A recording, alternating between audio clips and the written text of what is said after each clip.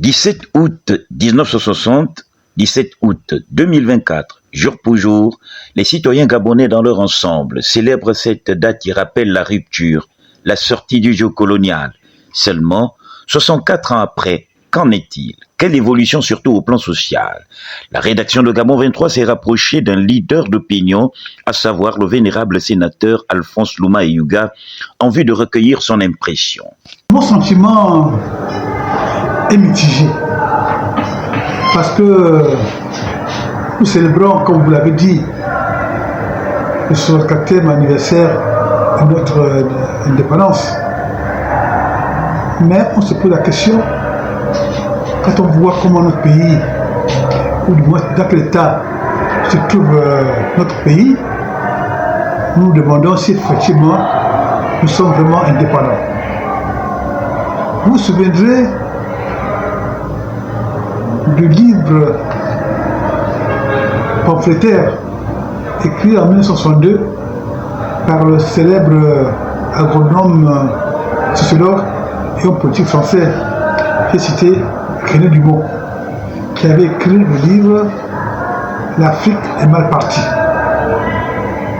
Dans ce livre, il dénonçait pêle-mêle la malgouvernance, la corruption, la gabégie, le tribalisme, le clientélisme, etc. Aujourd'hui, quand on regarde dans quel état se trouve le pays, un pays riche, un pays immensément riche, avec une population très pauvre, on se demande vraiment si vraiment le Gabon a démarré, a décollé. Bonne question. Au regard de sa gouvernance au fil de cette dernière décennie par des régimes totalitaires qui, des années durant, ont œuvré pour la conservation du pouvoir, la précarisation des populations et sans xénophobie, en confiant des fonctions de souveraineté aux personnes venues d'outre-mer. L'esclavage à ciel ouvert imposé aux citoyens gabonais ayant maximisé les cris d'alarme suscita l'avènement du CTRI. Ce que je peux vous dire, c'est que beaucoup de Gabonais attendent ou attendaient une ère nouvelle. Une ère nouvelle, c'est ça. Parce que depuis 64 ans, nous sommes dans une forme de gouvernance qui n'a jamais rempli ses devoirs ou ses rôles pour apporter le bien-être aux Gabonais. Et souvent on a l'impression que le Gabon, comme j'ai dit tout à l'heure, était gouverné par les étrangers ou depuis l'étranger. Et donc les richesses profitaient plus aux étrangers, sans être xénophobes. Aujourd'hui, avec la mondialisation, le monde est devenu un village planétaire, on ne peut pas être xénophobe.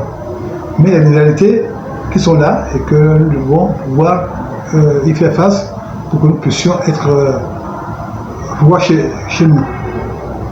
Donc, l'avènement du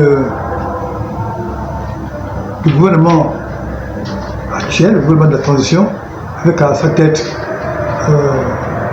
le général de brigade Oligui Nguema, a donné beaucoup d'espoir au peuple gabonais. Aujourd'hui, le pays est en chantier. Les grandes décisions sont prises. Et nous nous mettons à rêver d'un Gabon d'abord. Nous nous mettons à rêver qu'enfin, nous pourrons bâtir un pays prospère, avec les populations qui vont avoir du travail, qui vont avoir des logements, de l'eau, qui vont pouvoir vraiment être heureux au lieu de pouvoir souvent émigrer pour aller trouver le bonheur ailleurs. Or, le bonheur, on peut l'avoir chez nous. On peut faire de ce pays un paradis terrestre. Et c'est comment aujourd'hui, surtout que le Gabon que nous allons laisser aux jeunes qui nous regardent en ce moment. Ils sont inquiets quand elle va venir. Vous voyez, nous sortons des Jeux Olympiques. le Gabon a fait pièce figure. C'est en partie la faute des gouvernants. Pas de la gouvernance actuelle, mais depuis longtemps. On n'a pas mis les moyens au service du sport et de la jeunesse gabonaise. Un champion se fabrique ne se fabrique pas du jour au lendemain. Un champion, c'est des moyens qu'on met à sa disposition, c'est des infrastructures qu'on met à sa disposition pour qu'il soit bon champion. On investit dans la jeunesse, dans le sport, comme dans les études, dans l'école, dans ça, pour qu'on fabrique des champions. Donc je pense que nous sommes là pour de penser que l'avènement du Sekeri et des militaires va façonner le mental des Gabonais. Mine de rien, le nouvel homme fort qui ambitionne de restaurer la dignité du peuple gabonais a engagé une tournée républicaine. De cette prise de contact, voici ce qui en sort. L'impression que je vois, c'est que le président est aimé des Gabonais. Partout où il est passé, c'est l'apothéose. Et pour un leader, c'est vraiment encourageant. Surtout quand on sait dans quelles conditions il arrive au pouvoir. Les Gabonais souhaiteraient le voir être un jour élu, démocratiquement, pour continuer l'œuvre commencée, l'œuvre de construction nationale. Ça, c'est moi qui suis là et qui suis au contact des populations. C'est mon analyse.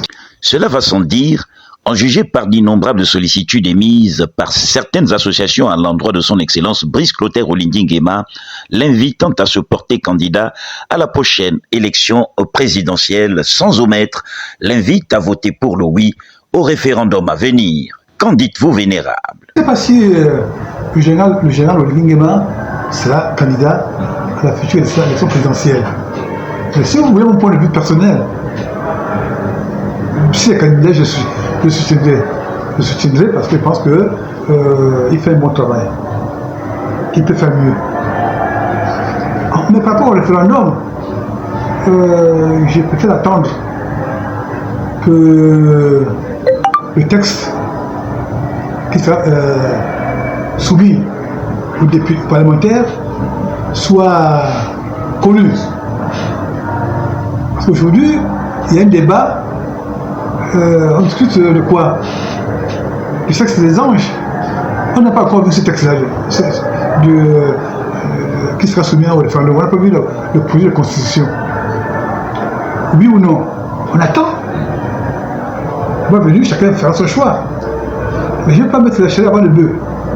Mettre la charrue avant les bœufs, non, dit ce digne représentant des populations qui tout de même restent attachées aux idéaux et aux objectifs visés par le président de la transition qui lui voudrait coûte que coûte atteindre l'objectif escompté. À cet effet, n'importe-t-il pas de rappeler que la réussite de celle-ci ne dépendra que du respect des règles par tous. Depuis 10 mois, vous êtes avec moi et personne ne sait où je vais, rappeler le président de la transition à son gouvernement qu'il pressent certainement naviguer à contre-courant.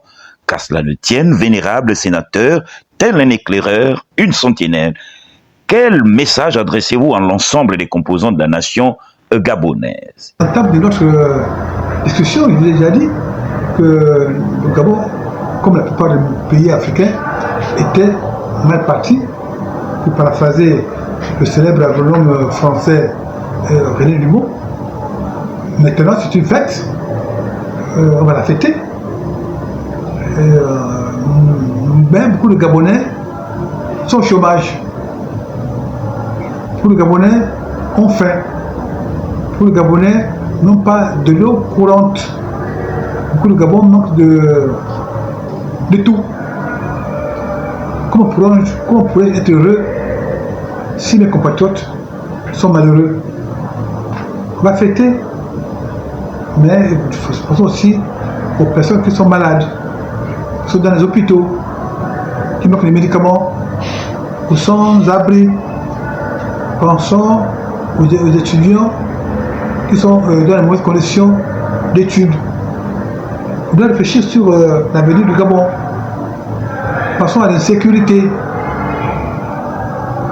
Il n'est pas normal qu'il y ait une insécurité chronique dans les petites villes comme Libreville.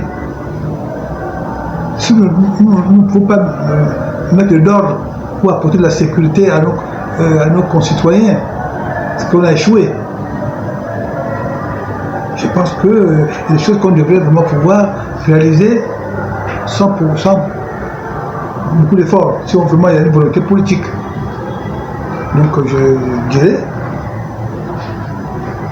que malgré tout ce que j'ai dit, malgré ces critiques, alors quand même fêtées, on en a l'habitude depuis 64 ans, nous fêtons.